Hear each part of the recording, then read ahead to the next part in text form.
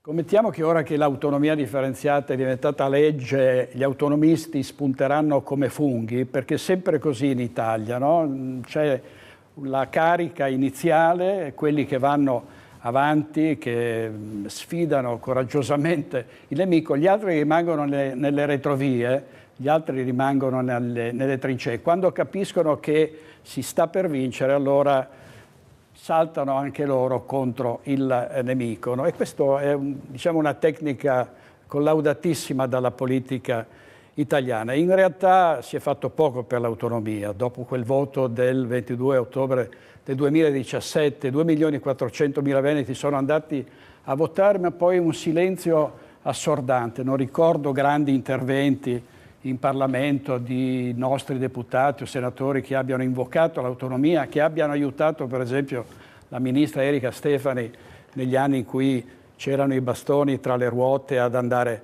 avanti. Quindi è stato un pugno di uomini, il presidente Zaia, il professor Mario Bertolissi, Matteo Salvini e tanti altri, Alberto Stefani, ovviamente a fare in modo che l'autonomia procedesse. Adesso è legge ed è triste pensare che non ci sia stato un afflato generale per arrivare all'obiettivo. È triste anche aver visto sventolare i tricolori in aula da parte di chi chiamava l'Italia fino a poco tempo fa il paese, di chi non capisce che nella Costituzione c'è l'autonomia, il titolo quinto, l'articolo 116, l'articolo 117 e il premierato, ci si oppone al premierato e ci si oppone quindi alla volontà popolare. Non è meglio fare eleggere un premier dai cittadini piuttosto che dai giochi di palazzo, dalle segreterie di partito, attraverso gli inciuci.